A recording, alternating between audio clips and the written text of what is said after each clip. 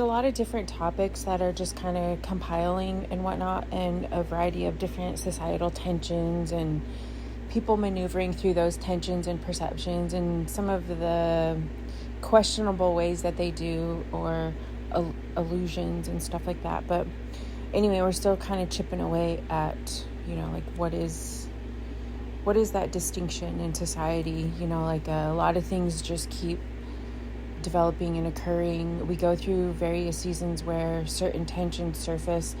A lot of historical tensions surface during catastrophe or natural disaster or displacement and other things, because it starts to portray various vulnerabilities and unearths them. And so then we find situations where we're kind of reliving a lot of the traumas under the surface, right? So there's a lot of things to think about now that we're looking at the world stage and these vulnerabilities are being unearthed, and what does it look like to look forward and imagine corrective measures and whatnot. In the midst of it, you have people kind of vying for certain power struggles still and framing it in ways of preserving the previous tensions or gridlock, and then you have groups that are seeking to alleviate those and shift out of it and utilizing the opportunity for change and transformation or healing, or things along those lines. And so it still just seems to intersect with a lot of things like the economy, governing, and things like public perception or education or communication, and religious belief and whatnot. And so anyway, just kind of looking at that, I guess I still want to get to the other, I don't know if I would call it a series, because I don't know how long I'm going to talk about it. It might end up just being a 2-part, where I talked about how a lot of these things lead to some interpretations as to the way that various ones interpret Israel, and just various ways that people are making reference to that. There's a kind of seemingly power struggle where it's like embedded within these ideas, where it just won't release those improper connections and framework, and it just keeps maneuvering through it. And so I kind of keep my eye on that, and I think that's not really the change. Like there's a pressure point there, an intentional, internal, covert pressure point to keep making things fit with these other notions, right? And it's not really functioning it almost seems to be maneuvering as though it's this change mechanism, and it's actually preventing it for a type of self-protection or something to that effect. And so there's just all these different occurrences going on. So even in the midst of that, I'm just trying to think, well, I do intend to get back to the topic of looking kind of theologically in reference to how geopolitically all roads lead to Israel in a sense. And Israel's kind of embedded that mechanism that I'm talking about in reference to directing the way things are being talked about. But it's different than that. There's a different framework than that. So that's what I'm trying to think about making reference to in the midst of these things going on. And so another example is, so let's see, how do I want to enter into this topic? So some of the things I'm thinking about is, so this question of Israel, and then these questions where people are talking about socialism, capitalism. There's various ones maneuvering through types of capitalism to keep making it be in reference to Israel, and connecting various investments and whatnot to pose their, it's kind of peculiar to see take place. So they would kind of maneuver through seeming to be for human rights, but now that it has this like geopolitical stacking up onto Israel, you can see them now joining into this argument of this capitalism, as long as it preserves a type of historical private property or claim to property, and combats this, like saying everything else is these loose terms of communism, which now is just calculating as communism is everyone seeking freedom from this Israel connection, and capitalism is now just Israel connection. And so it's a peculiar thing where it's like, I don't know that that's exactly how it's framed, but then the question is, why does it function like that? Why does it function for all of these various investors to now pretend to be about this like pro-capitalism, only in that it solidifies a geopolitical connection to Israel and the conflicts and occupying force, and then saying everything else is socialism or communism. And so there's just all these things to kind of maneuver through there. So I'm kind of watching that and just seeing, okay, where to jump in here, because there's all these discussions going on in so many different directions. And so something to also keep your eye on is when some of these things happen and there's upheavals and there's opportunities for people to want to help and assist and be a part of change, then you see the historical traumas then threaten to like resurface, because this is a thing that happens, right? Because there's truth to displacement or disasters causing more harm on various ones that had already been harmed, and even in the midst of it, harming others where harm is harm, right? And so it surfaces these traumas and these questions and whatnot. And so in the midst of that, then it's this notion where you're trying to get people to kind of work together, and you're trying to also not allow it to be another mechanism for crowd capture, for the dominant forces to say, or to point toward, examples and say, see, look, nobody wants to really work together. We just have to keep maintaining our stance of this occupying force and these measures and whatnot. So that's what I was also seeing take place and trying to alleviate. And then you get this pressure to silence those that are trying to remedy things, simply so that everything can work to just keep solidifying the tension, keep solidifying the occupying force or the dominion over people and whatnot. So there's those things that you can kind of see taking place. And then you have to question, why do some people play into it?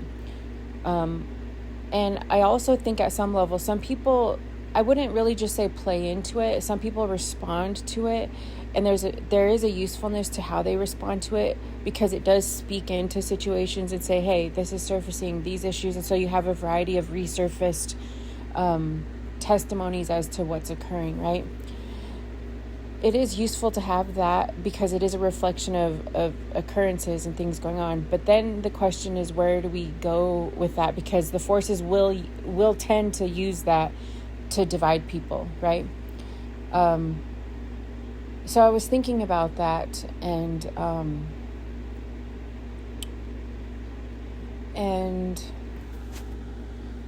so I thought, okay, I was intending to get to this, the theological ideas and whatnot, but I think we're getting there, and these other things are surfacing as we're kind of getting there. Maybe I'll do that after this one. I guess we'll just kind of see how the conversation goes. One thing I wanted to say, though, is, and I was trying to figure out how do I want to start this, because I can kind of overthink it and imagine this is too complicated and I'll have to take time to draw out some imagery and make comparisons and whatnot. And then I thought, well, I'll just try to initially just talk about it, right? One of the conundrums that we find is that in America, no matter where you're at, there's going to be places where, because under the surface is the conquest narrative pertaining to Native Indigenous people, right? Native Indigenous people in every region where there's going to be catastrophe have always been basically historically marginalized. And so every time a natural disaster or something happens, then it unearths these tensions and difficulties, and it compounds it. And so then those historical tensions surface. And then people generations later are kind of left in this situation where maybe they have people that have perpetuated those divisions in their lineage. Maybe they have people that just don't know, and they're kind of displaced through generations themselves, and they just don't know about the history, and they're caught up in it. Like numerous examples of people, right? And so when these regional upheavals happen, then it does make it difficult to know how to respond and whatnot. In the midst of it, then you have people that just are doing the work to respond and try to have types of like equal access and support and whatnot. And so also what happens is that it brings up this experience from in the US and also similar in other countries that had dealt with expansion and colonialism and whatnot as pertaining to those types of beliefs and standards, like even up in Canada and whatnot. But what you find is that when these things occur, those are still right under the surface. And similar to like in the US, so our experience, I guess I'll just talk about the US, and then it could be applicable to other places in reference to their historical experience and how it's aligned with their government standards and whatnot.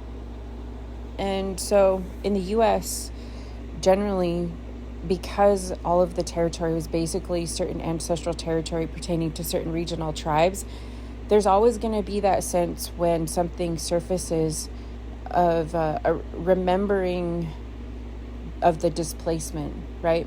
The vulnerabilities of displacement, and then we're still at that stage generationally where not just the displacement, but the differences written into governmental allocations and resources and relationship to the government and whatnot. And when that surfaces, it's going to make people that live in the populated areas put in that position of how do we handle this, right? Because it's going to be multifaceted, it's going to be complex, because there's going to be all these layers. There's going to be layer upon layer of things, right? In relation to catastrophes and whatnot, especially natural disasters, or even inflicted disasters that affect various communities. Say, for instance, like recently, like certain wildfires that some could be referenced to lightning, and there's also this intermix of questioning arson, and even people from out of state coming in and potentially being a part of arson. And so there's all these various factors, and then it compiles because there's also been gridlock politically where certain efforts to minimize vulnerabilities politically, whether it be allocations needed for like forestry or fire management and preventative actions, were not always looked at with prioritizing, certain areas being prioritized and whatnot, or being given what they needed to fund various preventative acts and practices for those types of management. So anyway, it surfaces all of these things, right? The topics that kind of came up, and I was thinking, so this, like as an example, a few things that come up is when these happen in certain regions, there's going to be that reminding people of some degree of historical vulnerability still across counties or across certain communities, because when there's things like wildfires or other disasters, it causes everyone to evaluate the interrelationship between communities or lack thereof, or maybe historical tensions, and then also if it surfaces economic vulnerabilities, then those types of things surface and come up as well. So something that we're finding is this interconnection that people are trying to grow within tribes so that tribes can support tribes, but then also looking at the vulnerabilities where we're still trying to build relationships across communities. And so as an example, within tribal communities, there's this historical tension or relational vulnerability that we still have, and we're still making progress, but trying to create those relationships across communities, of which a lot of times people on reservations will refer to other communities as like the border towns, right? Basically towns bordering the reservation. you can see that language used in other communities as well, where there's like historically marginalized groups or just different groups, right? Different groups from other groups. So they'll reference the other groups as like the border communities, right?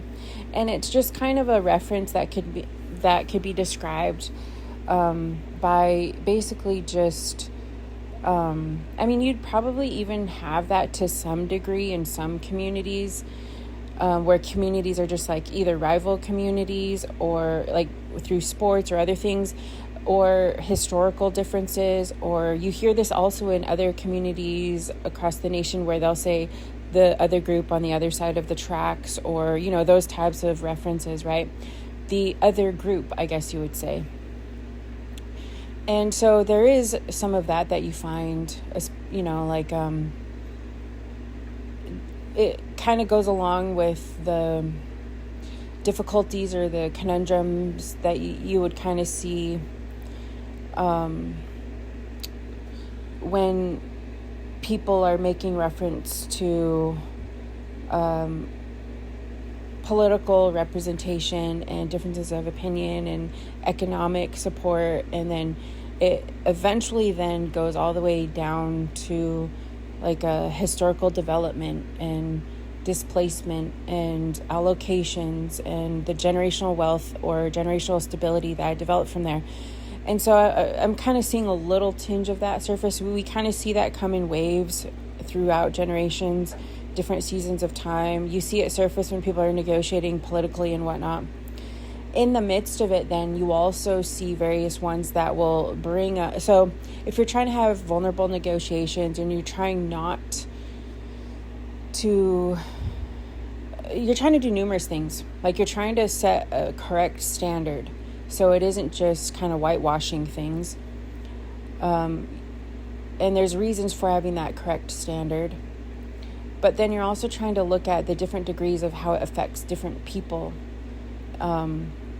at different time frames.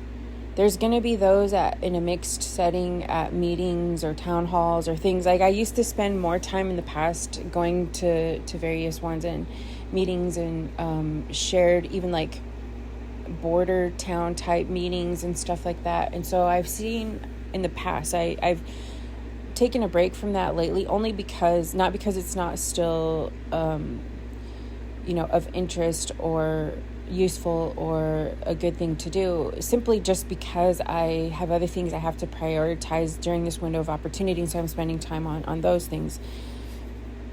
But in the past, when I was attending various meetings, I had experienced a variety of it. I've seen people on quote unquote different sides having their heated historical arguments. I've seen various ones where even I had been frustrated at various ones, not just me, when in my younger years, like 20s and 30s, I would experience other people's opinions on their interpretation of historical events, and then over generations, why there would be tension, and then it becomes racialized and, things like that. So I've experienced those things. So I'm not in denial of those things. I'm not trying to minimize those things. So that's just a part of my experience that I kind of carry with me when I'm trying to figure out or navigate what it is to negotiate these types of things. And so generally my stance is that I generally tend to think, ultimately in the longer vision, I would want there to be the ability for a shared living space where people feel safe and have their basic needs met and are able to be involved in like shared society to some degree, right?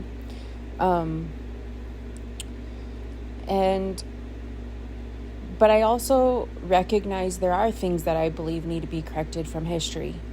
There are things that exacerbate these things, and I think some groups they could see that. You could talk about history, but then they don't always know what to do. It's always this question of, we either resist it because we don't see a plan on what to do aside from just everybody leaving and this kind of tug of war between cultures and history and whatnot. And so, if you're kind of listening this far and if you're familiar with any of my stuff, then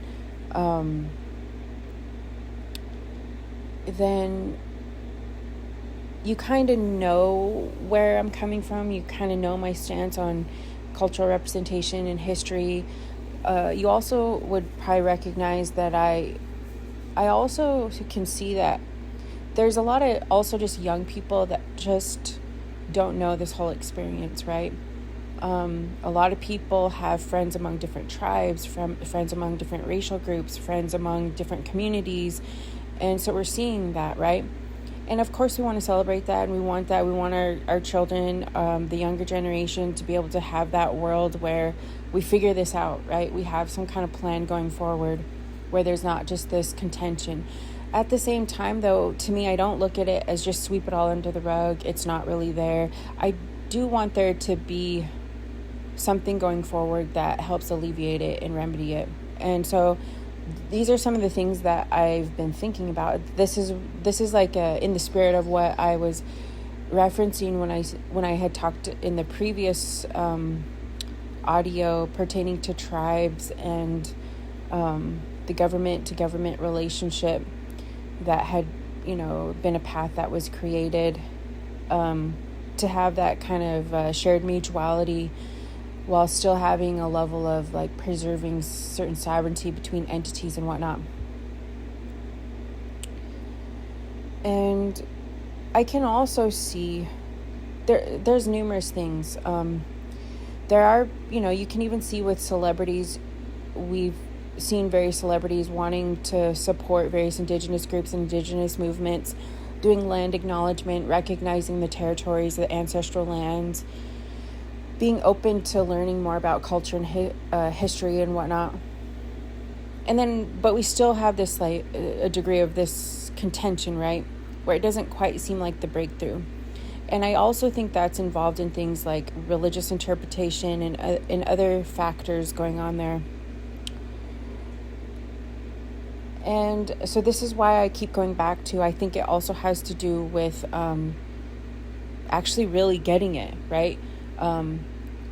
Understanding, no, there actually is a need for a legitimate correction in the framework of things, the standard by which things are understood, then the framework by which it develops forward, of which then some things could be preserved, but it will shift.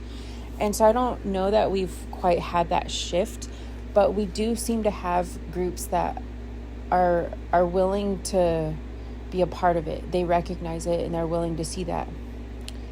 And so I think on that note,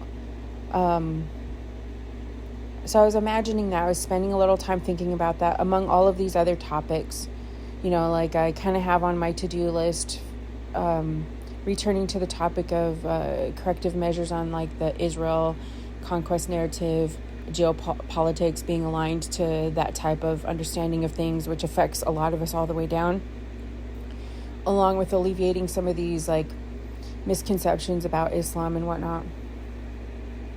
And so I have that on just kind of thinking about, right? And this whole like looking at the strategies of the economy, and then now just kind of thinking of these historical conflict surfacing and what does that shift look like, right? Also in the midst of a lot of just tremendous tragedy going on across the country and the world, where we just witness a lot of the upheaval of things and so much loss and various things occurring. And so in the midst of that, it really does put us kind of in this, like, whether it be like a crucible or being incubated in this tension. And so in the midst of that, trying to figure out how to navigate through it and whatnot. And it does seem like sometimes history goes through those difficult seasons like that. And it's challenging in a lot of ways. So just spending a little time thinking about that. And on a simple note, I guess I kind of just thought to myself, I do want to, I think for me, from my perspective, I've been, like, years past, I've been around people where you could tell they just don't want to budge. And I think generationally things are shifting and changing. And so for me, there's progress when I see younger people or different ones. It's not just younger people. There's a lot of old timers that have been around for years that have really just committed their lives to change and wanting to see that change. And so, it's not necessarily just an age group as much as like those with us now are open to wanting this change, right? So at some level, I try to be receptive to where I see people open to that type of change. And so I wanted to share that. And I thought, well, maybe I need to at least just share what I've seen from my vantage point, the experience that I've seen, because not everybody sees that. And so I guess something that I would quickly say, I don't know if this will be quick, try to simply say, I guess, because I'm thinking I want to cover a lot of ground and get to some of these topics and whatnot, at least participating in the discussion online. So I'm not working within education presently right now. I'm kind of in between things. I was working on some stuff and we were kind of right on the cusp of some agreements. And so I'm kind of myself like in between opportunities. And so it kind of allows me this time to really focus on these ideas and some of these conversations going on like online and in communities. But before that, I had worked in education, cultural education for, I would say, about 10 years. There were some preliminary time before that was working in the community that wasn't like technically documented as like education, but I was still doing it in the community and working with the youth and whatnot. So basically about 10 years working in cultural education. And I learned a lot through that experience. It was kind of one of those situations where life just puts you in that situation. I didn't expect that I would be put in that. I was doing some of the similar work, but I was doing it in other ways, I suppose. And so then this opportunity came up, and then I found myself working in cultural education. Through that, I had started to see a lot of stuff developing. There's a lot to say there. It's a whole story in itself. But what I wanted to get to, though, is from what I had seen, and I have to remind myself, because working within relationships with public education and the community and families, and our program had a relationship with the tribe, and we're and also with the state, because we're advocating for some of these things that we're developing having to do with cultural education. It was a steep learning curve for me, but it was a good experience that I had. But something that I really realized that not everybody is privy to and people don't always know is that people don't always know, unless you're right inside the school setting or working within some kind of institution. Other people don't see what you see, and they don't always see the context of what's going on in schools, or in relation to meetings with the tribe or other goings on and things like that. And I had noticed, though, that in those 10 years, it took a while to kind of get our traction and get some things going, but we did. I worked, there was various ones that were helping build these connections. And I wanted to say this because during this upheaval and things going on, people might say, well, why do you feel optimistic? Why do you, from what we see, we feel a lot of pushback. We don't always see that people understand. And so this is why I wanted to share this. I do feel optimistic. It doesn't mean that just because I'm optimistic that things will automatically be successful. I mean, I hope they will. The reason I'm saying this is because the reason I'm optimistic is because what I had seen is things starting to be put in place that we need to be put in place, and people put in positions and privy to certain experiences. I've seen people willing to be a part of this, to be a part of change, to go out of their way to say, we want to be a part of some of these things. And so when I say optimistic, I feel like the things that we need for the change that we're trying to have, I've seen are there. Whether or not it information keeps being blocked, or the communication efforts aren't there, or other obstacles stunting it or sabotaging it. I mean, that can happen. I hope that those things don't happen. So this is also why I'm just trying to explain and be a part of the communication, is that the change that we've been looking for, the pieces are there, and it is able to be obtained, or that occurrence, that shift is able to happen. I can see it. I can see the pieces that we need for it. There's just so many other obstacles that keep interfering. So that's why I'm optimistic, while at the same time I'm not like 100% certain, right? The difference is because I'd seen in the past, and even growing up with these experiences, where there's direct obstacles, people just don't want to hear it, their hearts are not open to it. I've been in experiences in the past where you can just tell it's palpable that people are closed to the idea.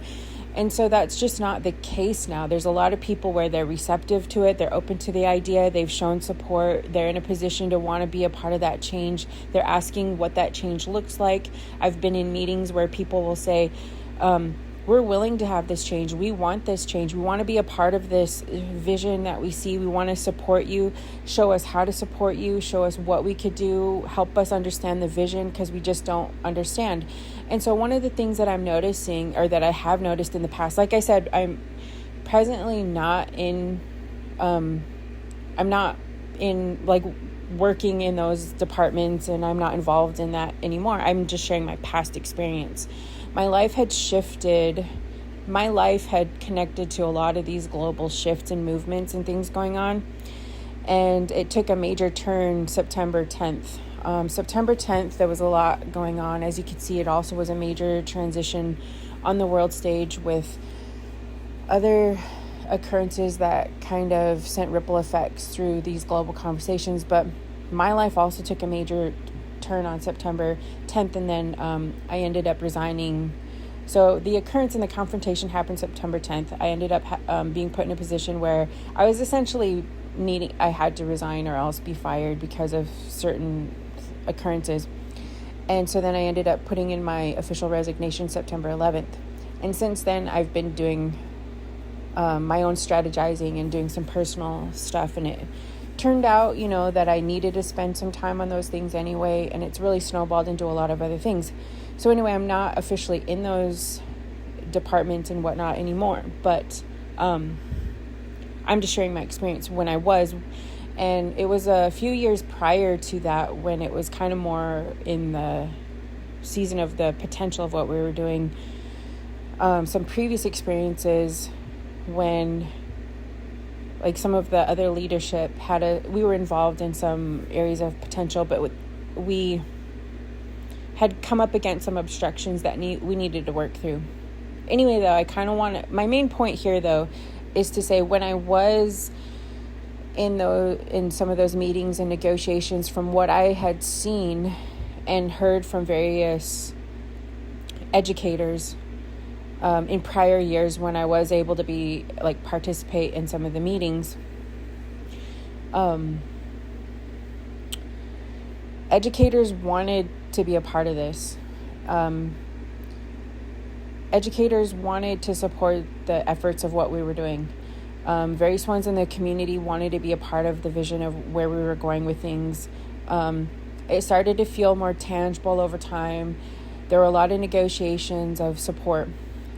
The reason why I'm saying this too is because I want people to understand that when I try to relay info and I come from a place of seeing the potential and whatnot, I'm not in denial. Like, I'm not trying to whitewash history. I have no intention to whitewash history in that sense, but I also want to be diplomatic in the sense of I want to have a future for us to go forward with, for our children, for young people, for every age group, really. Because this affects us all the way down through the system, right? And so I wanted to just kind of come on and say that, and say I need to spend some time in explaining to people from my vantage point what I had seen. And I know there's a lot of kinks to work through. There's a lot of things to work through. There's barriers. There's, political entanglements of strife, or, whatever it might be, right? But what I had seen, and so this is where I was thinking, do I need to kind of do some visuals, have some visuals here, or just try to talk through it? For now, I'll just try to talk through it. It's probably going to be part of ongoing negotiations and whatnot, and so over time there'll probably be better and better ways to pull people in to explain and to be a part of this stuff going on. But I'll try to explain. So that in the past I've also made reference to Maslow's hierarchy of needs, the pyramid. Maslow's hierarchy of needs is just a useful imagery to at least put somewhat of a parameter around what it is we're talking about. So Maslow's hierarchy of needs is the triangle, this imagery of a triangle, right? And it divides different groups. So there's like the very bottom of the triangle, which I kind of characterize as the land base, like the land, right? Like we're humans, and at some level we start off at the basic level of the land, and we have our basic needs that we need from the land base, right? Food, shelter, like water, things like that, community. And then from there we have other relationship needs and security, and then it just kind of grows and grows until Maslow's hierarchy of needs then represents, like at the top then is when you achieve a type of actualization, it says, or something to that effect. And so it's basically just this imagery that helps to understand degrees of kind of growing into a complex system, I guess you would say. People have their different opinions, and I'm open to rearranging it and looking at the hierarchy of needs differently. But just for now, just for like a loose imagery of understanding certain basic needs, I'm just kind of referencing something along those lines. One of the main reasons why I'm referencing along those lines as well is because it paints a picture of a system, right? So you see the whole triangle, it works as this eventual complex system. And at the base, you have the land. And that speaks a lot to me as a Native person, because a lot of what we talk about in relationship to our communities is, this is kind of the reference when you say like all the way down, right? So you have the hierarchy of those at the top, and then you see the system function all the way down to the ground, the base level, the land base. And that's where a lot of Indigenous people make reference to historical, the place where historical things had become skewed in our relation to being affected by the system is right at the land base. And so it's right at the land base when you make references to certain certain forms of communication or interpretation of events. So follow me here. So we have this, like the land, right? So right at the base, the land. And I just wrote these notes out really quickly. Like I said, I'm just going to attempt to talk through it and not prolong it and overcomplicate it. It could be that I'll come back and I'll think, oh, I would have said that differently, or I would have formulated that argument differently. And so we're just having a conversation here. We're trading ideas. Someone else might say, or maybe it's like this, or maybe it's like that. And I'm open to people refining it and saying, okay, I can kind of understand where you're coming from, but maybe I would say it like this or that. And I'm totally open to that. I think, obviously that's how conversations work, like kind of going back and forth, trying to problem solve or what have you. But I guess just to get started on the conversation, what I'm starting to imagine with some of this is like, there's the land base, and then there's communication, right? Communication can involve stuff like interpretation of events, how you perceive other people or what have you. So we have the land base, and then we have the perception and the communication of other people or the people involved. And then from there, we have some degrees of like formulating some kind of representation, whether it be the government or different governing negotiations or delegations or deliberations, right?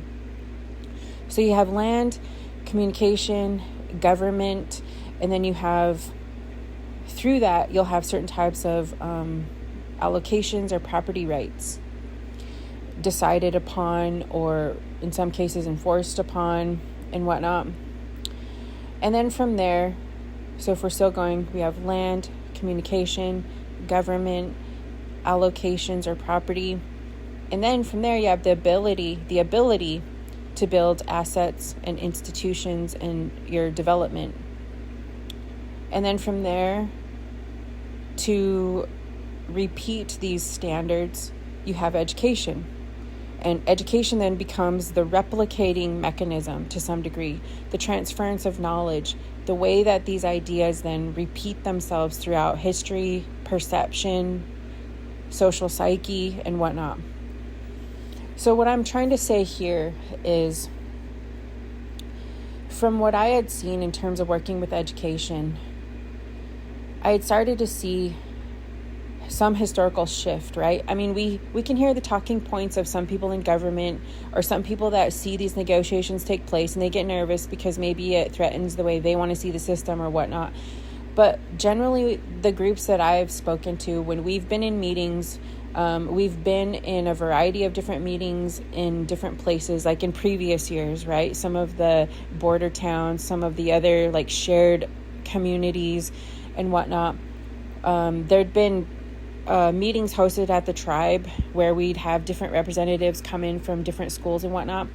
And what I would gather is that when we were at some of these meetings, a lot of schools were saying, how could we jump on board with this? How could we be a part of this? How do we support this? What does it look like?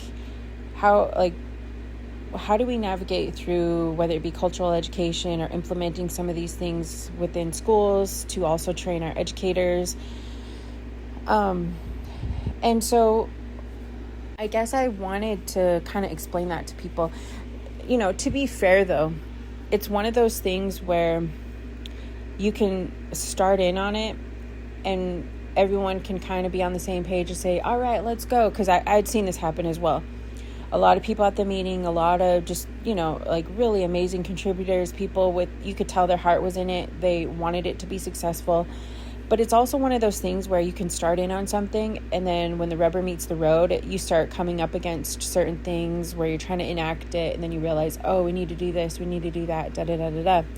Or also some of the things we started to find is like for Native people, we had to really try to figure out, and this was a conversation that I had started to see happen in ripple effects all across the nation, was we were finding in real time some of the obstacles in transitioning or transferring or trying to reference cultural education to fit within a framework of public schools. And so even though a lot of people prior to that were saying, yeah, let's do it, let's put it in public schools, let's do this, that, and the other, let's allot some time so that, you know, like during the school hours, students can be exposed to these materials in education. But then we were starting to find that it was kind of difficult to do, because we were trying to have to learn how to take something that's a way of life, fit it into something that like transitions into a public school setting. And then a lot of our culture is learned in, you know, like different ways. And so it didn't always fit within like the modern public school type setting. And so then we'd be like, okay, back to the drawing board. What do we have to think about? And so then there were meetings where I was talking about how do we confront these types of logistics? And, you know, some of it would end up being like, you'd have to go into kind of like the philosophical approach or dynamics of studying even like the language, right? Like what's going on with like, why can't we just implement language? Just a lot of these things, right? There were just a lot of different things to negotiate. And so then that kind of veered off into other complex conversations and whatnot. And then it kind of shifted and evolved into like land-based learning. And so then something that became kind of like a consensus was like, okay, some of this will have to go into other formats and different avenues of like learning it through a cultural lens with like land-based learning. And so anyway, what I'm getting to is there were all these different things to negotiate, but initially people were open to it. And it kind of, I could see the potential of it growing in the sense of people, you know, at the very least, it wasn't like we were in some kind of like contentious like 1900s meeting where you could tell it was palpable that people just wanted to block your ability to be represented, you know, or whatever. It felt palpable that people's hearts were open to this. They wanted it to be successful. It just became difficult to get through the logistics of it. And then it compounded in just kind of like some personal differences of opinion and approaches and whatnot. So then we had to work through that. But then what we were starting to find is when we were starting to like work on some stuff and have some stuff kind of delivered, and we were seeing the border town schools open to it. So this is what I wanted to get to. Maybe I should have just cut to the chase and said this first, but I'm just kind of trying to figure out where I'm coming from. So I think I'm just talking myself through a lot of stuff. Some of the main point that I wanted to say, though, and I wanted to relay it to communities, is that on the first stage of what we were trying to do, we did make progress. And so I want people to understand, like, there was progress that was made. And so something that was even kind of a historical shift that I think is good to recognize is that a lot of groups that are seen as like the border towns had been represented or had some form of representation at some meetings, or had been in contact with various ones and had been drawn into the network and had been open to hosting or having some kind of cultural education in their schools. And so those seeds were planted and those relationships are being developed and built. And they've been trying to go out of, I think going out of their way to show support for these measures, whether it be including our tribal flag. Well, because for one aspect of the Washington State since time immemorial tribal curriculum is that local schools would get involved in beginning some type of relationship with their local tribes, right? And so what we started to find was that the schools were trying to seek, how do we build that connection? How do we make that connection with tribal education? And so then if their definition of the local tribe was, say, like our tribe, or maybe like a couple of the surrounding tribes, they were even willing to then start having our tribal flag in their public schools, displayed at their graduations and whatnot. And I started to see that, and I started to recognize that. And that was huge, because some groups historically would not even want to budge at all, nor recognize our sovereignty or our ability to be be at the table and negotiate among inter-community conversations, right? And so I started to feel like, well, that's a huge olive branch, and just being able to visually see that taking place. And so I wanted to say that. I wanted to say, from my vantage point throughout the years, I have seen progress being made with other communities, with border town communities, and then the neighboring communities among their communities, seeking ways to say, how can we start planting these seeds, like joining into these community connections and tribal connections. And so, yeah, I've seen them,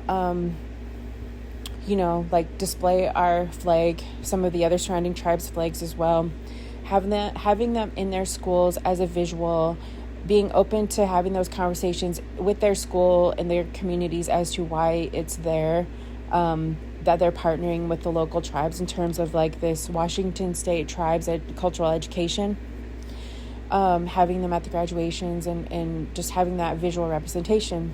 And not only that, but then reaching out and saying, we really would like to be a part of these movements to connect with what you're calling cultural land-based learning, to have our students out on the land, to develop a relationship with the land, to learn of the native plants, native foods and medicines, to go root digging, or to have people come in and do presentations along those lines, to come in and do some cultural activities, to have dancers come in, a variety of things, just to start learning of each other in the community and the history and the historical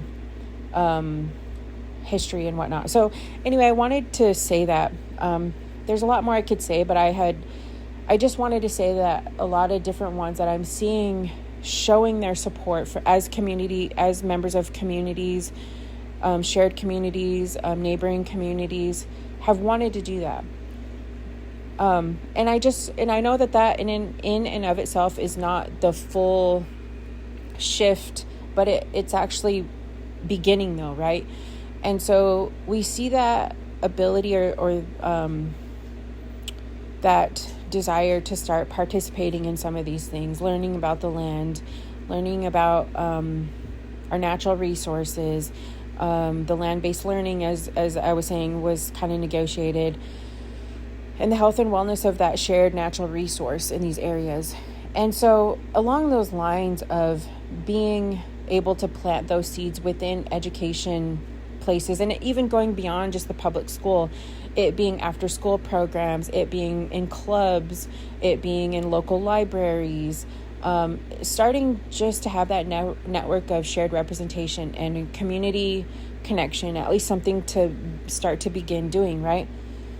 And so when we're looking at that, when I'm talking about this hierarchy of needs and these changes, then we are kind of hitting those goals and planting those seeds at the level of education. It is starting to become tangible, things that we can start formulating, that we can work on within our relationships within communities, which plant those seeds within generations with young people, and then kind of help over time to hope to develop those relationships, right?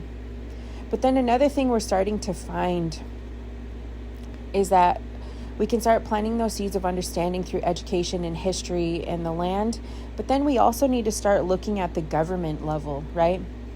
And this goes even beyond just, this can involve communities in terms of mobilization and awareness and understanding. But this also, though, becomes part of just leadership and whatnot, and is not always in the hands or the power of the community. And so I just wanted to also say that in terms of differentiating. There's some people that can have a willingness to want to help, a willingness to support, but they're not the ones in power to be able to change and shift assets or institutions or the way that development has created these barriers between people, right? And so then we have to kind of shift to leadership or government. And so I think that's what we're starting to find, and we're starting to see that erupt a little bit. We're starting to see the reemergence of what does it mean when we're thinking of like property and government institutions and development, and that in relationship to land, and these relationships we're trying to develop and build, right? And that becomes difficult to think about. And so that's kind of what I touched on when this goes into this larger space where it feels like some governing apparatuses are feeling nervous about these conversations, where they seem to be seeing that communities are open to these relationships, they're open to this education, and they seem nervous or apprehensive to think like, okay, hearts and minds are being changed in communities with individuals, but if this shifts too much, then it's going to be expectant to change the government. It's going to be expectant to change the way we look at maybe property or land. And I think that's where people get nervous, because they don't know what to do about that. And I think that's where you hear politicians and different ones say, stop talking about land acknowledgement, stop talking about these things. You're getting too comfortable in our institutions and education to connect these divides when we don't really have a tangible way to actually remedy it. And so just, stop talking about it. And so then now we start seeing at the government level, the leadership level, this battle for these perceptions and ideas. So I think what's important is that we need to differentiate between, like, I don't want us to burn our bridges in terms of the community connections that we've made. We have planted seeds to build these connections with other people in community that are open to these ideas, open to possible better improvements in negotiations and education, and just because now it's unearthing these tensions on a government level, we don't want to just recreate hostility all over the place. But it's really hard to talk about, though, because it happens at a time where so many people are vulnerable.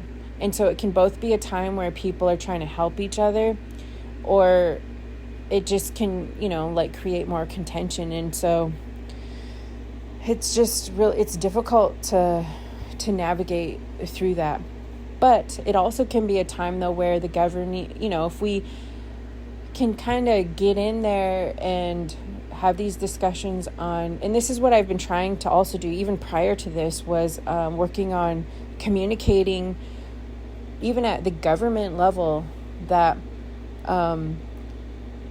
this is something to be optimistic about. This is some of these agreements, when I had made mention to like the Centennial Accord, the Millennial Agreement, there's language for mutuality there. There's language for preserving a type of both sovereignty but negotiations on basic levels. It doesn't mean, it makes reference to having those negotiations based at least on some level of pertaining to the ground that we've already progressed with, like our sovereign nations, the reservation boundaries, negotiating certain rights, respecting those rights as a type of like government to government negotiation, and not just trying to undermine it or threaten the existence of, say, tribal nations, but looking at how do we improve on making that fair and equitable, or a working relationship. And I understand there really are things within history that still are not, they're not fair, that were not just. There can still be room to say, hey, through the legal apparatus, we can still look into these and look into, and people and activists have done this. There have been land settlements, there have been other claims that were brought forth, and some of it is that some governing officials are open to negotiating those once they go through the legal apparatus. So in some of the agreements then, it does say this, and this is also in some of the tribal curriculum where it talks about agreements where things are expected to then be able to go through the legal apparatus and be settled in the courts, as opposed to continual warfare, battle, and whatnot. And so I do feel like there is still room to make those historical corrective measures. And then there's also room to say, what does this look like then? If there is a certain amends being made for, if you're looking at from the land base to the government to property and development or institutions, there is room to look at historical corrections being made. What does that look like then? Does that look like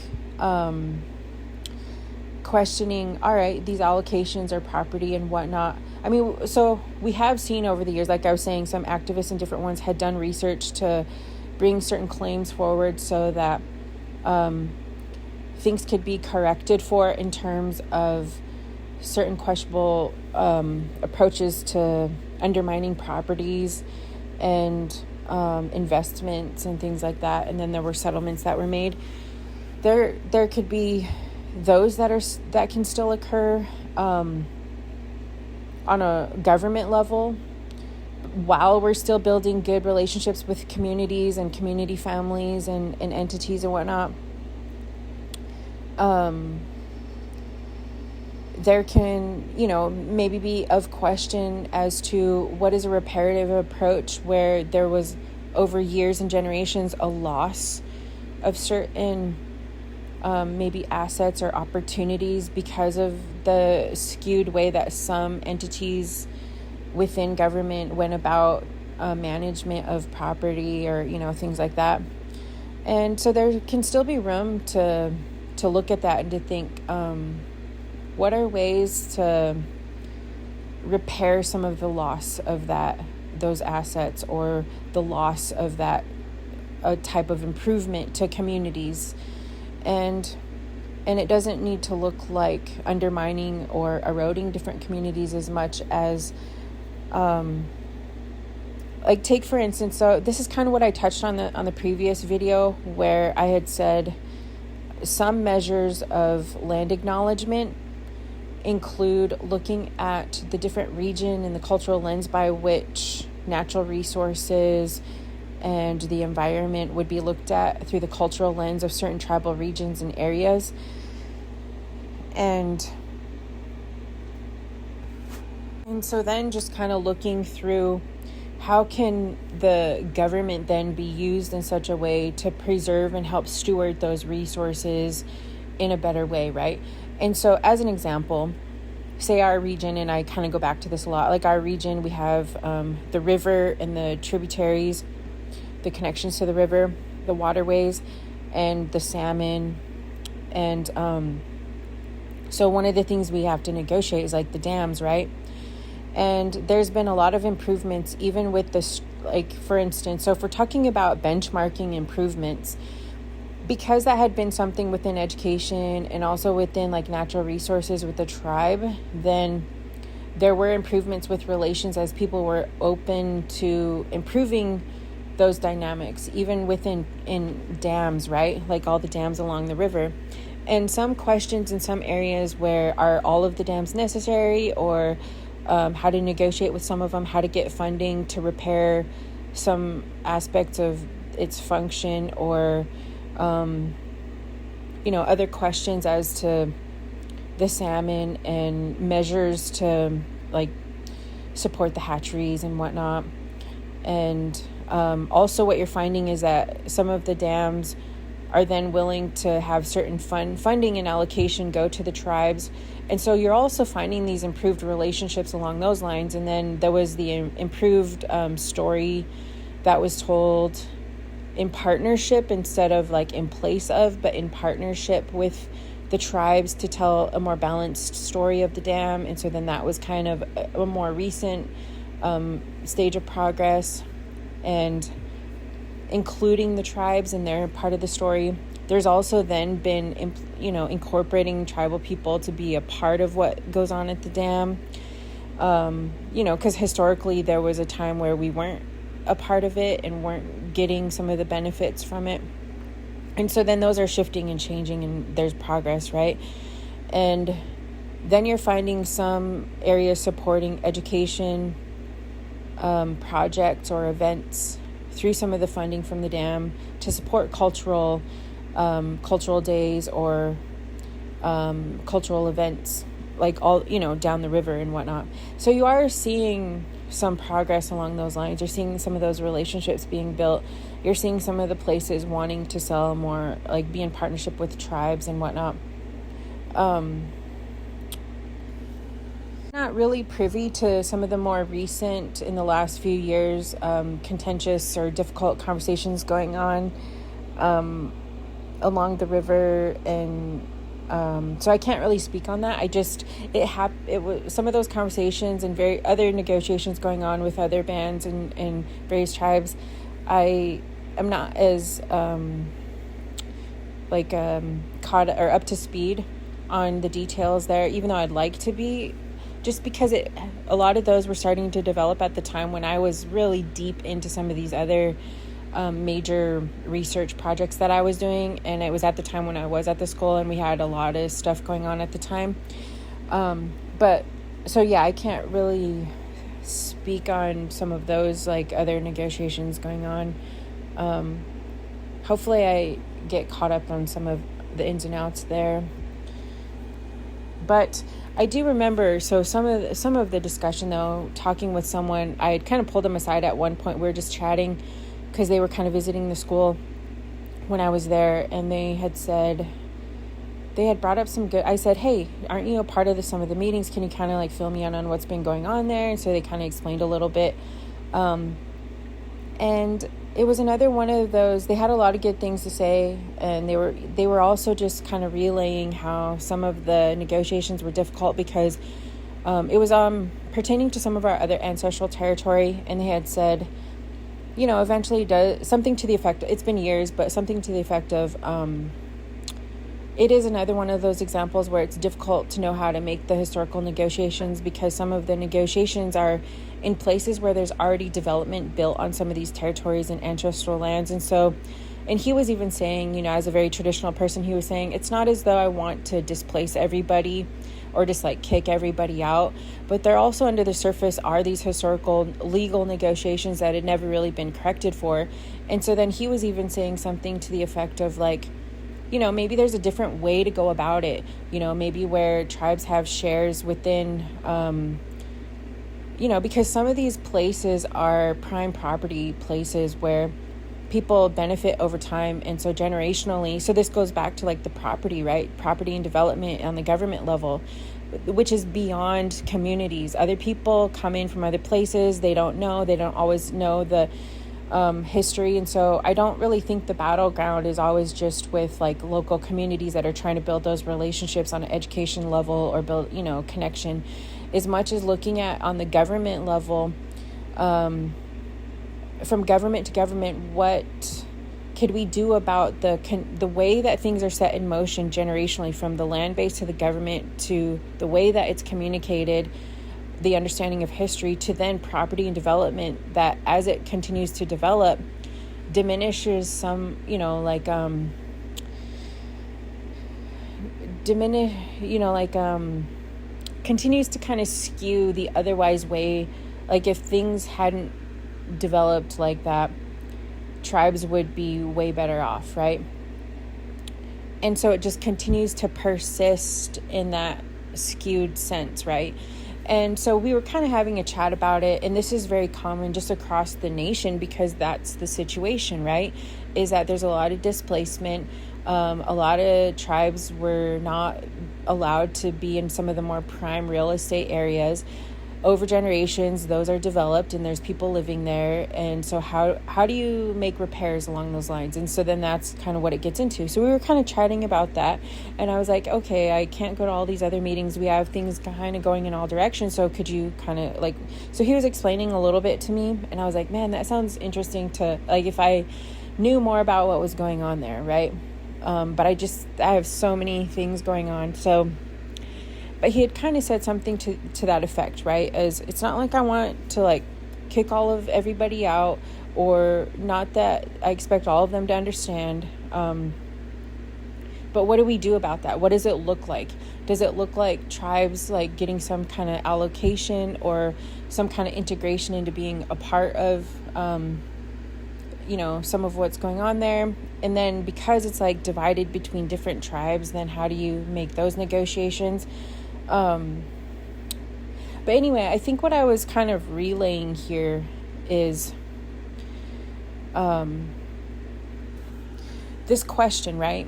So had the skewed way by which allocations had not been made throughout history, had it been more fair and abided by certain agreements, and then certain developments developed from those proper agreements, maybe we wouldn't be in this situation, right?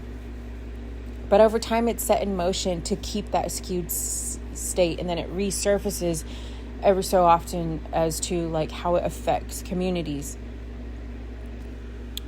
And so this is what I was kind of getting to in the previous audio when I was saying, in reference to land acknowledgements and whatnot.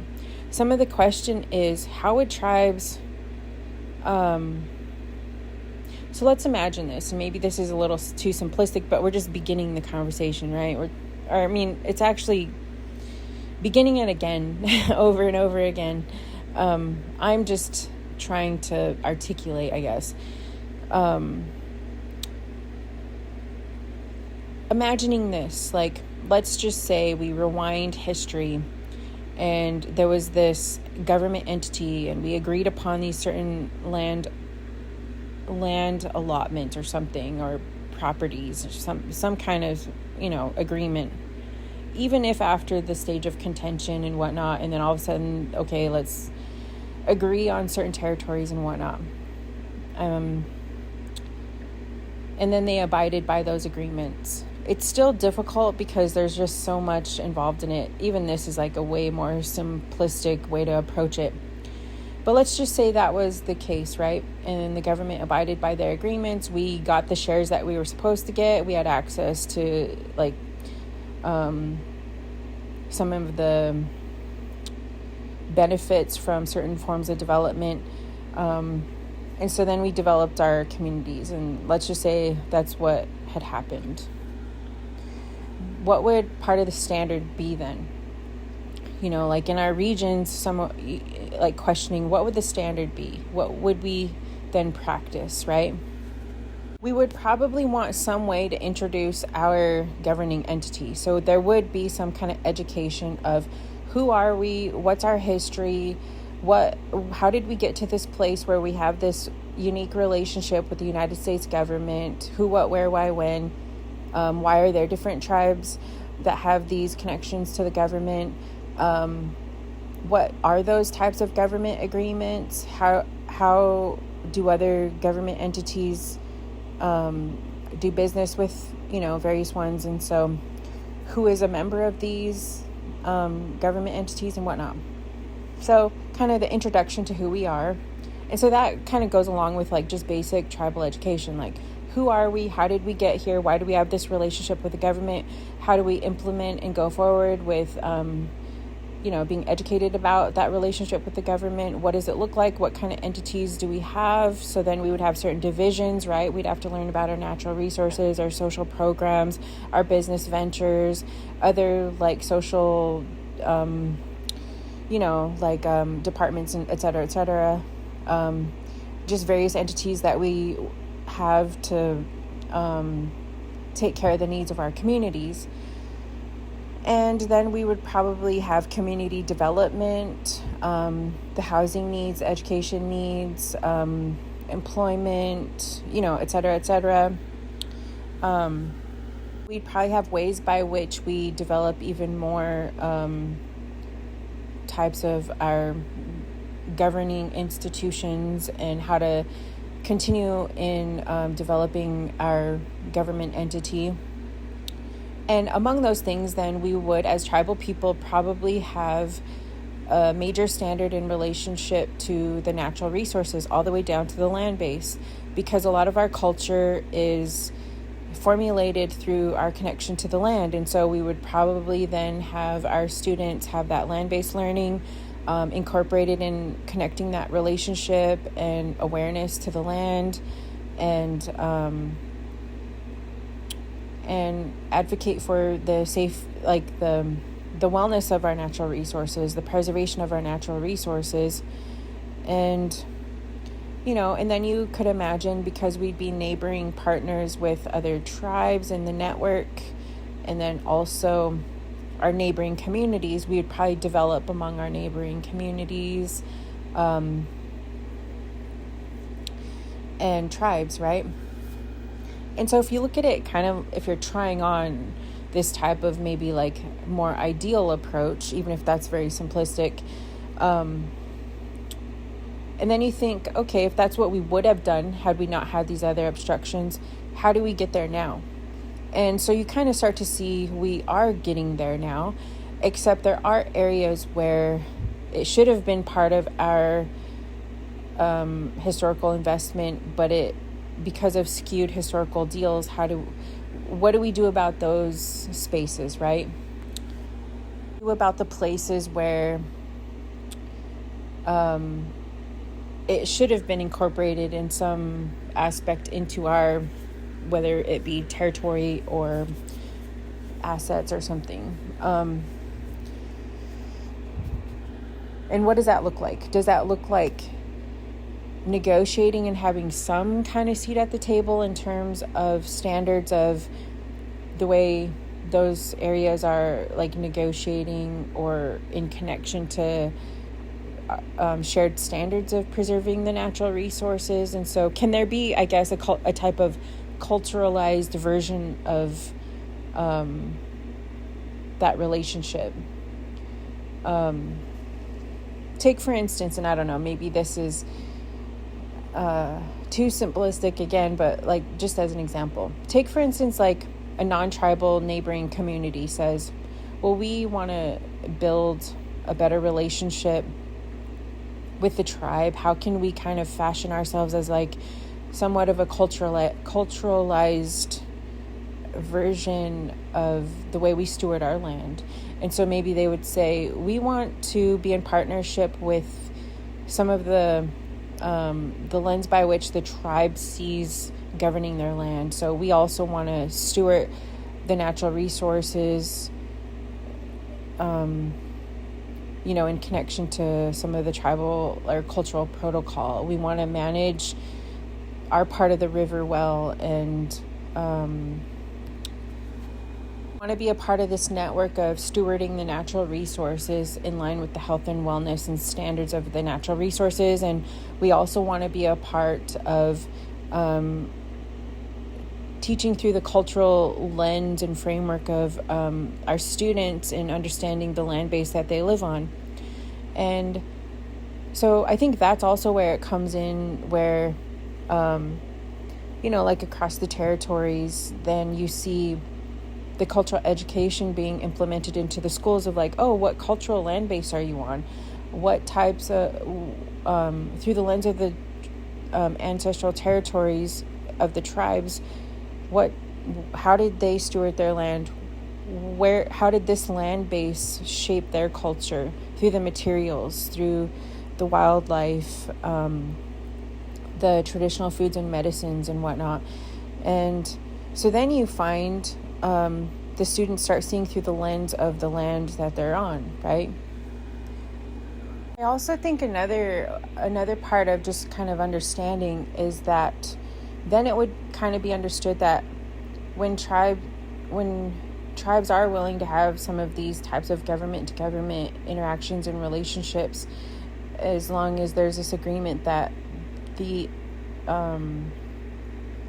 some of the tribal protocol can kind of run through more smoothly, instead of like as an example, what we generally at times what happens periodically is there's this upheaval where if we try to advocate for some of like our needs and whatnot, it becomes deemed as like being a threat to other groups, or even if it's not intended to be, or it then becomes approached as that we're entitled to various things, whereas it's basically like in a skewed kind of way, right?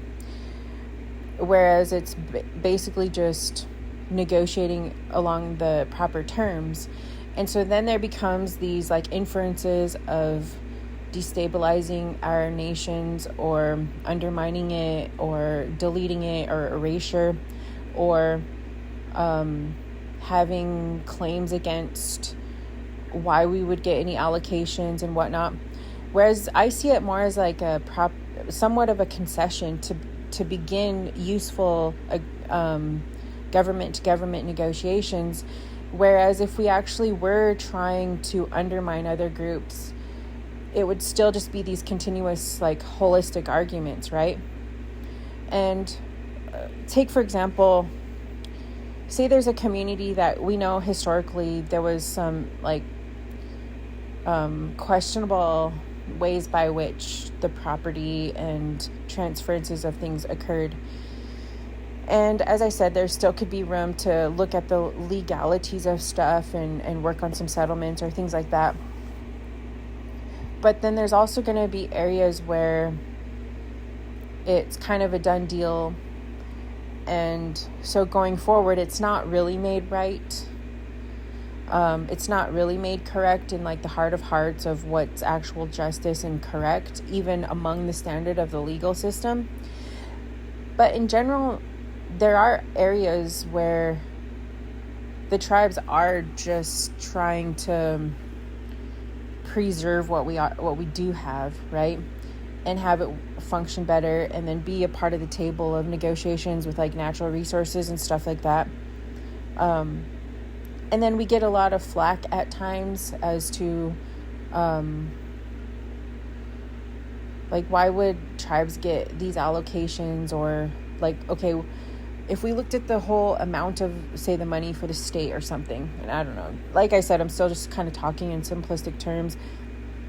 And then some said, well, the state will allocate to this county or this place or that place or this place. And then why would the tribes get some, And it's just kind of a peculiar question to even have, because it's like, why wouldn't we? And also, like, why wouldn't we? I mean, it's like in some ways the least that could be done in terms of not really getting the share that would legally be a part of our share, right? And so it does seem peculiar that some of the other agreements or things that are a part of the agreements, like, okay, well, there's this allocation then and that allocation, these other entities will get these allocations and these allocations. Doesn't it seem correct to even question, like, well, why would you get that allocation? It's like, actually, why wouldn't we? In the heart of hearts of everything, why wouldn't we? And actually, there probably, if correct, would be other allocations too. I guess what I'm getting to is, at some level, it just serves a lot better for people to have more of like a like a correct understanding, I guess, as to like how things are functioning. And also realizing that now through the government status, there really is a lot of room and a lot of areas where shared goals can be met. I think we all want to have like the benefit of the health and wellness of our natural resources and a clean river and like healthy fish and wildlife. Probably all students would benefit from the wellness of the land-based learning efforts and goals, and it would be to their benefit, and also like wellness and life education and life skills to be able to be out on the land and learn of the land. And so I think it's just like learning about that shared opportunity now that there is a government-to-government status that we negotiate through, whether it be negotiating through the courts or through the government and through the shared space of these like community goals, right? I also think, though, is that there's an understanding that is associated with it. When people recognize, so one major thing that's a part of the system is the like economic disparities or some difficulties and whatnot. And whether it be like the poverty or like the difference in standard of living and whatnot. And I think there's also just the area of understanding there as to where does that come from, right? And so that is kind of the part of the discussion in terms of people understanding that there had been generational blockages and obstructions to people intentionally not allowing them to be a part of a more benefiting economic standard or being undergirded. Like that speech, Martin Luther King Jr., that I make reference to, remaining awake during a great revolution, when he even talks about like the generational obstacles against like Black Americans and whatnot not being undergirded with certain property or having them begin to be a part of these like government agreements and development and then they were intentionally blocked from being a part of the way by which the government was helping people develop. And that's kind of a huge distinction to make because, people get into like, are you saying private property and this and that? And then it gets into the whole communist, capitalist approach. To some degree, there is the sense of the allocations of property and whatnot. There's a lot more to say on that, like on a separate video. But in some ways, though, it's also just the standard by which the government is supporting people being able to develop. And, there could be variations of that within like socialism or capitalism. But what you find is like the huge entity of the government representation, if it's intentionally blocking people from the standard by which it's allowing people to develop, then of course there's going to be generational like skewed approaches to the outcomes, right? And so it is just having a historical understanding as to there are reasons generationally why people were blocked from being able to live and develop and to be successful. But there's also the optimism of saying now that we do have representation in the government and whatnot, it actually serves to help build better relationships, better mechanisms for that interconnection, for developing our communities. And there are a lot of places we can see where there's shared space to help develop our communities, tangible things that we can start to do, and also just the understanding as to what those divides, like where those divides came from. And anyway, I guess this is getting really long. I thought this was actually going to be like a 20-minute thing I was going to say really quick, and now it's going on like an hour and 30 minutes. There's probably a lot more that I could say. I'm hoping that people understand this in the optimistic way that I'm trying to introduce it. I guess what I'm thinking at the end of the day is there are ways over time where communities can start helping other communities build those assets and those connections. It could look a variety of ways. Maybe there could be diversification of various types of like investment. Would look like shares being given into like certain institutions and whatnot. I mean, we all want healthy schools, we want healthy communities, we want our healthy natural resources, we want fun entertainment venues to go to. We can all chip in on what does that look like, how can some of the assets in our communities help to accomplish some of those, how do we have better opportunities for our kids and standard of living and our basic needs met, and love of the land, love of understanding of our like the cultural areas that we find ourselves in. I mean, it could look like partnering more with some of these like government institutions or whatnot, or continuing in some of these efforts in education with the dams and the encouragement of the wellness of the hatcheries and the health of the river and all of these things, right? This is just kind of preliminary stuff and things that are just kind of on my heart and mind, and some of, sharing the perspective as to what I'm, like thinking about. One of the major movements that we're kind of seeing in terms of land-based learning, and this is why one of the approaches that I take when I imagine, say, like the United States, and like I said, this also goes into like other territories as well, but just to kind of start off in a simplistic framework, the United States can be separated into general cultural regions, right? Cultural regions. And so say you'll have like the Plateau region or the Plains, California tribes, or Southwest or Southeastern, or the Woodlands, all these different territories and regions, right? And then within them are all these different tribes. You'll find that something of interest that is starting to become part of this movement is our traditional foods and connection to the land-based and our resources within these regions.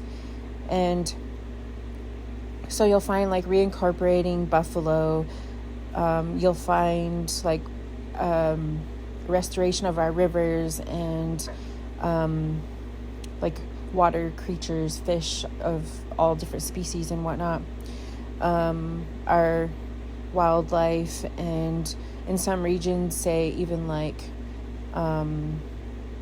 the different traditional foods like the Three Sisters, corned beans, squash, and maple syrup, and just all these regional foods and natural resources, and just kind of having a understanding of the indigenous lens by which these different regions and territories have these types of representation and experience culturally with the land.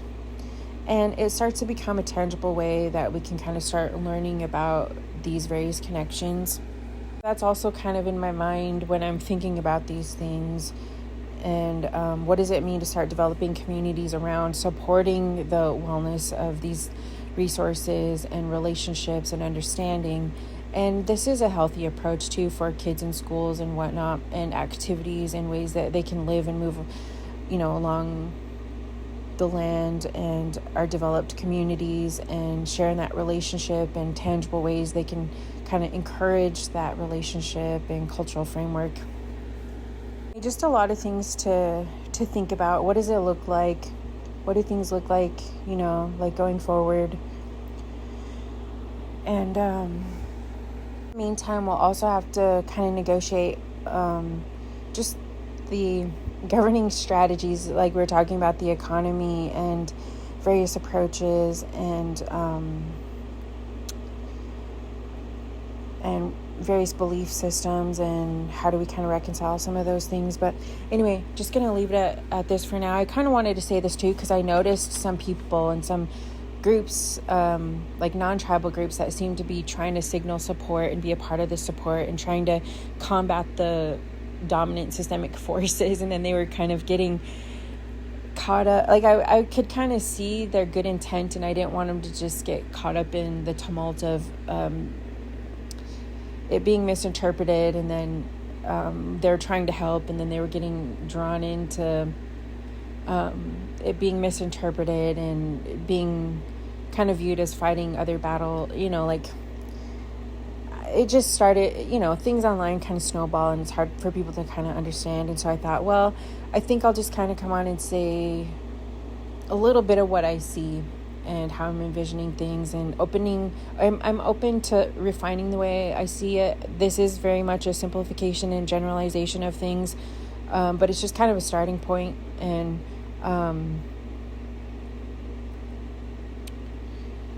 generally, well, I guess I don't want to get off on like a whole other conversation. I was going to talk about ideas of like development, community development and stuff like that, in terms of like housing and other things too, and some of the logistics in negotiating some of those, because of like the legalities of how the government, like this could be a whole other talk that I'd probably have to like chip away at.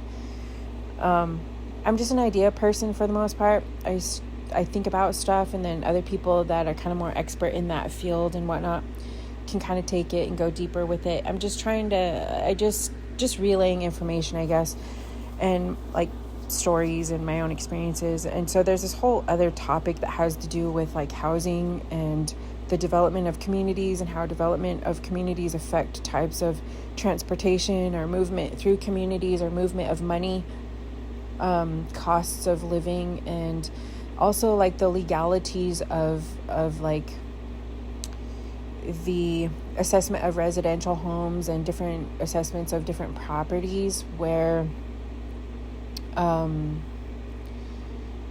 it kind of hinders the ability for certain options within like private property, and how that, so anyway, that's like a whole other conversation. I better not get into that. But along those lines, though, I was kind of interested in following years back. I was kind of following, because I kind of like the idea of simple living, like personally for myself. I like to live a pretty modest life. I like to have like less bills rather than more, just because I like to kind of, in previous years, like not recently, and maybe I'll get back into it, but I liked having less to be responsible for, because I was at a time where I was really curious about stuff going on, and so I'd like kind of travel around and road trip it, and sometimes stay in my car, and I just liked that flexibility, because I was like moving through and hearing stories and meeting people and whatnot, and I had a lot of fun, like peculiar, fun, frightening, challenging, exciting experiences.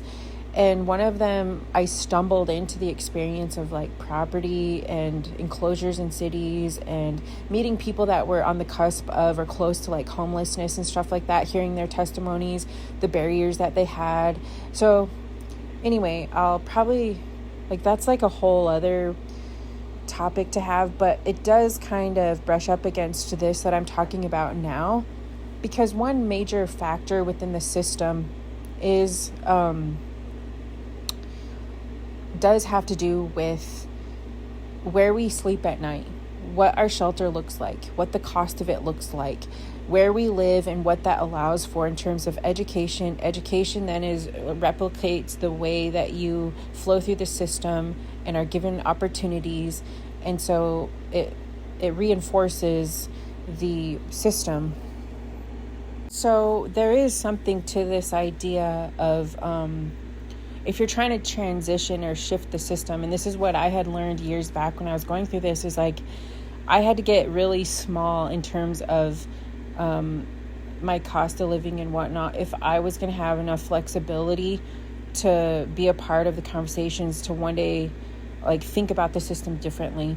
Because the way the system works, even though there's good things in it, it kind of pre-writes the path that your life takes. And it's hard when you're in it and so invested in it to shift it and change it. And so I went through a season where I really simplified my life. I was at a time really into like the tiny home living and stuff like that. I liked the idea of just having that flexibility and movement. I was into the flexibility of education and different types of education, where the education would look different. within different time frames of your day, or if it looked like, what would it look like kind of being in movement, I guess, and just different types of transference of knowledge and whatnot. So I had to go through a season where I was kind of flexible on all those terms and whatnot. And I kind of come out of the other end of these whole experiences looking and examining life and the system and whatnot. So that was a huge part of my story, hearing other people's stories, how they were confronting their experience with housing opportunities and whatnot. And so it was really interesting. So anyway, though, like I said, that's probably like a whole other conversation. But I just wanted to note that so people kind of know where I'm coming from. I tend to try to be one that somewhat simplifies my life, so that I can have more of an expansive life, like journeying or adventuring or experiencing things and whatnot. I mean, lately, though, I've kind of been spending a lot of time just doing research and not doing as much of those things, but I do imagine eventually getting back to that. But that is a huge influence for me and my perspective, and so I think it's just kind of transparent to say that that's kind of where I'm coming from. I'm not really one that's trying to sell this huge, massive lifestyle to people. I really do kind of center on the idea of preservation of natural resources, living a little bit smaller so that you can actually live relationally bigger and relationally healthier and relationally flexible. But, I'm open to other people saying their different points of view, and that's how we have, growth. We share, communicate, and try to seek to understand each other. Anyway, I'm going to leave it at that for now.